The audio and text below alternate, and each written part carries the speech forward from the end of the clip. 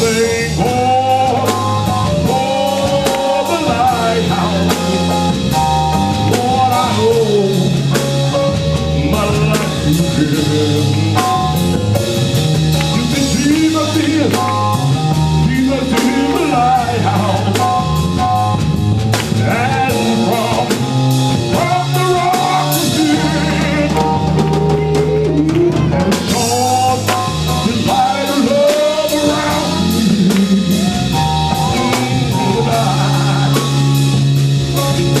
me.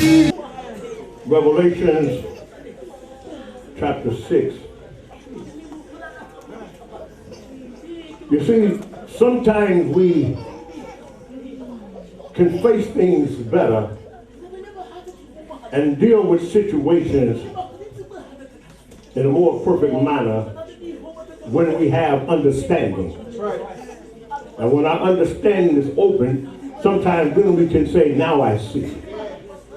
And we can better know how to deal. We live in a terrible world today, and it's not getting any better. Sin is running rapid, though where sin abounds, grace is more abound. Doing away with God's grace, destroying the families, changing of the sexes and the same-sex marriages, and the legalizing of drugs and idolatry is a way of life. A falling away is everywhere. False prophets are rising every day, deceiving millions. And not to leave out that the Antichrist, the scene is getting prepared for the man of sin. True enough, the devil is the god of this world. And we can see that by the children of disobedience and the people that follow him. I was reading an article, if it be true, on Chick-fil-A. It opened up its first big store in the United Kingdom. But before it got a chance to go, they put all their money in there. England told Chick-fil-A, we don't want you here. Because the CEO stands against same-sex marriage. He believes in biblical principles. And the UK said, we don't care about your morals. We've had same-sex marriage for years, and we don't want your opinion here. So they shut them down.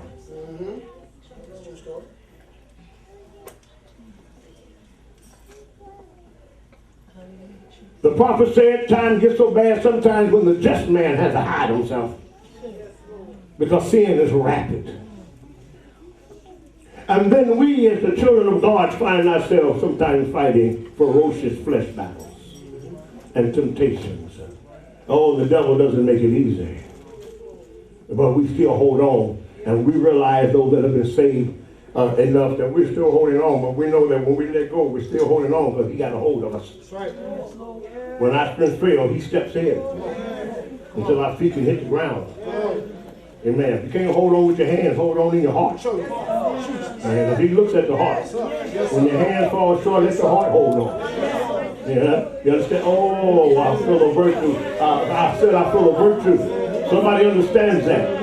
Oh, if your feet walking wrong and your hands grabbing wrong, God, look at my heart. My feet going here, my hands going here, but my heart saying, help me, Lord.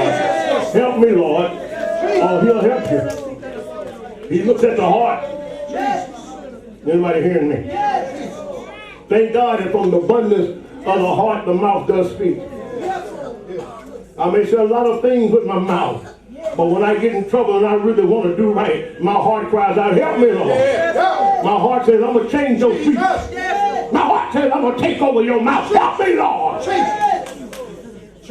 I might have started off and said, I don't care. It makes no difference. I do what I want. But in my heart, I was saying, help me. And when God sees I'm really about to be overtaken, then my heart speaks out, I don't care. Do what you want. Say what you want. Help me, Lord. Help me, Lord. I really want help.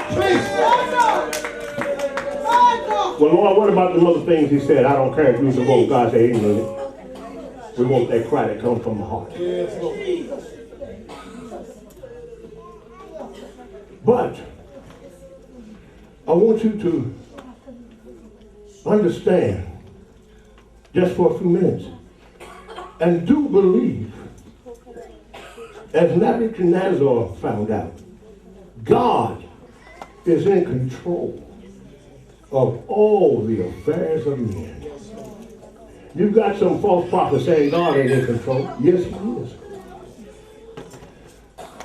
He says, what about the man that molested the girl? Is God in control? Yes, he is. The preacher said, what about the man that murdered the man? Is God in control? Yes, he is. Yes, he is in control. Somebody said, what do you got to say about that, preacher? What you got to say about that? Next. What about Jesus that went to Calvary? Is God in control? What about when they pierced him in the side and beat him with the Roman cat of 9 tails 40 times and say one time you couldn't recognize him? Is God in control? Because that's tragedy don't mean God's not in control. Come on now. Yes, he's in control. And everybody will pay for every deed done in their body. But I want you to know that don't give man too much credit. And don't give the devil too much credit. See, if you believe you know God today, then you're going to feel pretty good to know that you know him that is in control. Everything that has taken place in history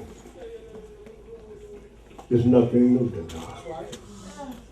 We see the wars of World War I and World War II, so we put it on the Germans and the Japanese. The Revolutionary War, we put it on the colonies and the Redcoats. Civil War, we put it on the North and the South. The War of 1812. You know, we the Korean War in the Pacific. We put all this on men. And the revolutions and the racial strikes of the 50s, 60s, and 70s, and the slave trade, and the rebellions of Nat Turner and John Brown and them of the sort. You understand what I'm saying, sir? The massacre of the Indians and the Trail of Tears and all of this. We say, man. So man is now worried about man destroying themselves. Experimenting on people with, back in the 50s and 60s, they gave a group of Negroes syphilis and couldn't tell them. And they all died experimenting things like that to them. Man can do whatever they want to do, but man can only do what God allows him to do. Amen. I'm here to show you that God is in control. He has a plan. Revelation chapter 6, please sir, verse 1. And I saw when the Lamb opened one of the seals. And I heard, as it were the noise of thunder, one of the 4 beasts say, come and see. These beasts were angels. They looked like beasts, so he called them beasts. They were angels that stood before the throne of God, crying, holy, holy, holy. The Lamb represented Jesus Christ. John said he saw when the Lamb opened one of the seals. The Lord opened this seal. Now, Revelation chapter 6 is the same as Matthew chapter 24. So I'm in Revelation 6, I'll quote Matthew 24. And the disciples said when he walked out of the temple, Lord, when shall be the sign of thy coming and the end of the age? And Jesus said, take heed that no man deceive you. In Matthew, he said, there shall be wars and rumors of wars.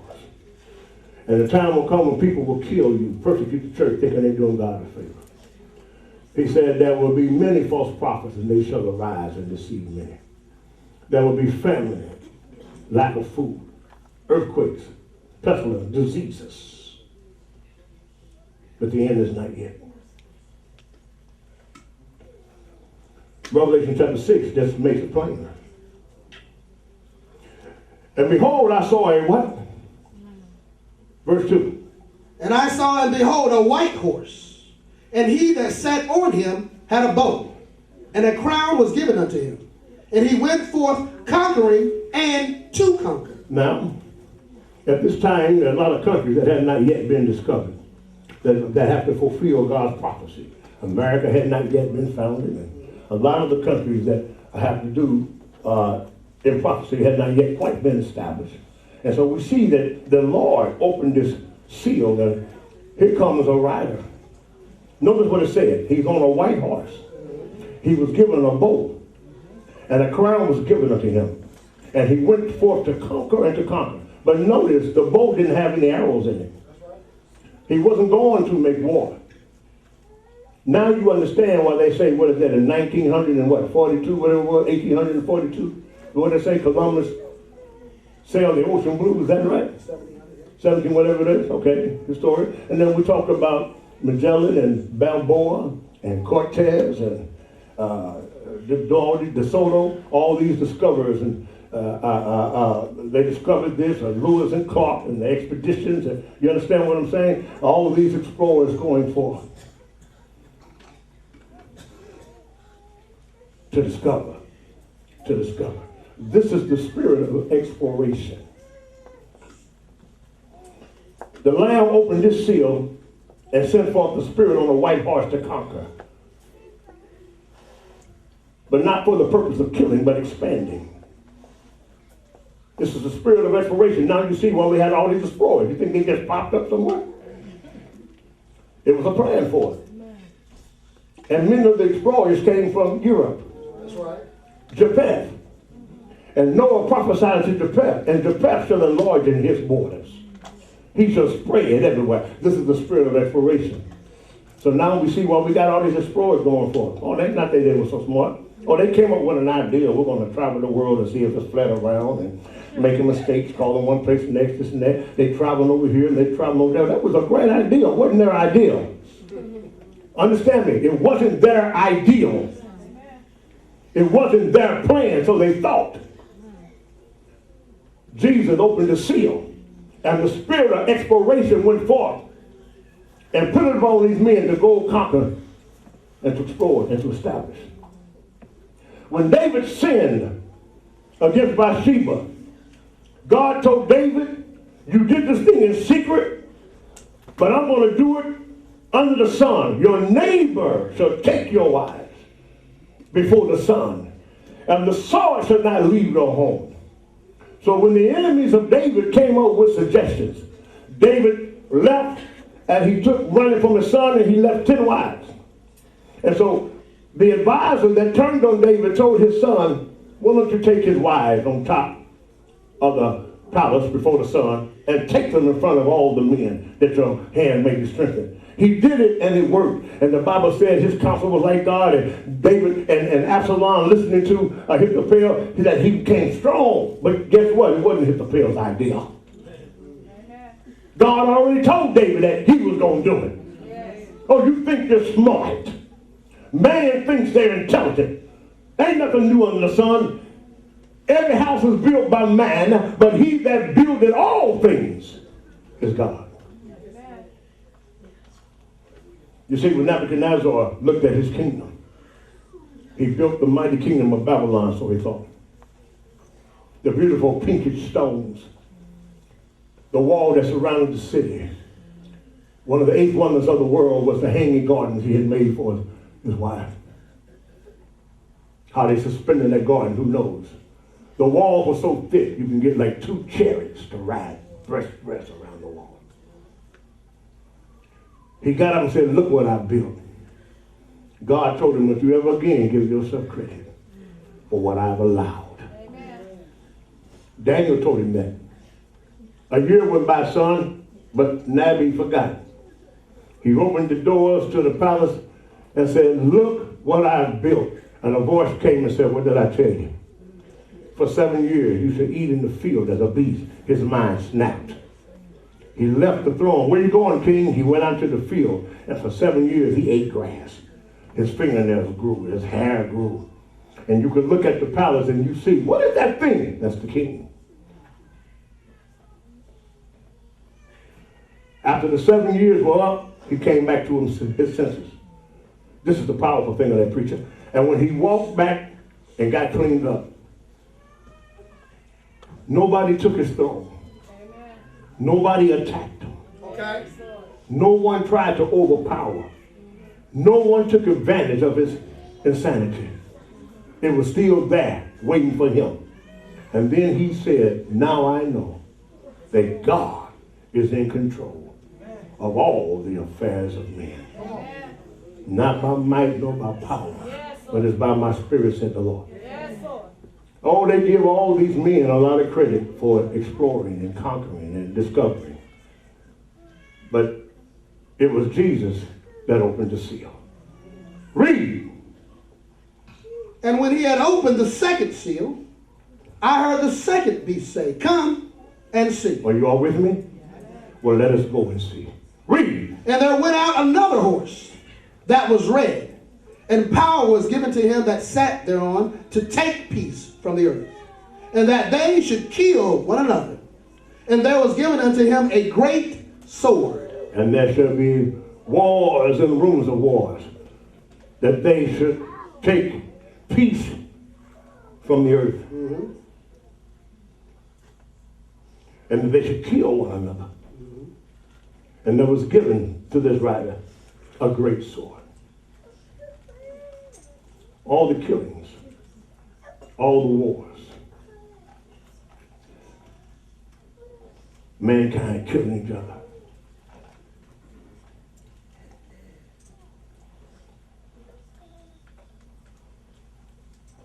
Jesus opened the seal.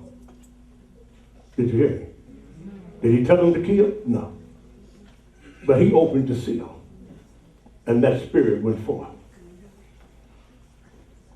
So what are you saying that for? There's a lot of murders going on, a lot of killing.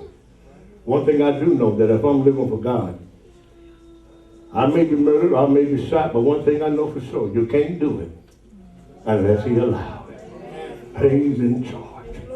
Can y'all understand what I'm saying? Now, we're not going to be quick to fear, because you can't touch us except he allows it. If he allows it, there's a reason for it. And if we're saved, it's all right. The quicker we get home, I feel the virtue. So what are you trying to say? We got all these murders and all these killings. What are you trying to say to that? I thank God that I know him that opened the door. Jesus told his disciples, he said, listen, every hair on your head is numbered. So then he said, nothing by any means will hurt you. You go forth and you preach and you do like I tell you. Because they can't stop you until I say so. Read. And when he had opened the third seal, I heard the third beast say, come and see. And I beheld, and lo, a black horse. And he that sat on him had a pair of balances in his hand. And I heard a voice in the midst of the four beasts say, a measure of wheat for a penny, and 3 measures of barley for a penny. And see that thou hurt not the oil and the wine. And there shall be famines, economical stress, depression, money failing, lack of food. Now you understand what David said, that he was young and he's old, but there's 2 things he's never seen. The righteous forsaken, nor God seed begging for bread. Because through all the famine, through all the starvation, through all the lack of food and the diseases, God's people still come out on top. Amen. There's a lack of food. They're poisoning the food. They're doing this. They're doing that. We're not going to fear. Why is that? We know him who opened the seal. Jesus. We know who's in control. And he knows those that are his. Oh, you better believe what I'm saying is true. Jesus. You're walking upright for God and your time has not yet come. And you're about to go to the supermarket and pick up something, a thing of meat that would definitely take you out because it's taking other people out. Oh, but you know him who opened the seal. Amen. When you go get this, something will hit you. Not knowing anything, you're going to put it down and go to the next one. Come on. Because we know him that opened the seal. Yes. Come on. You know what I'm saying? Yes. God said, that's not meant for you. I'm not going to panic, son, because of all the murders and all of this and that, because I know who opened the seal. And he has a purpose for it. He's in control. He's in control. You see, you can't rob me unless it's in the script. He's in control. And like I said,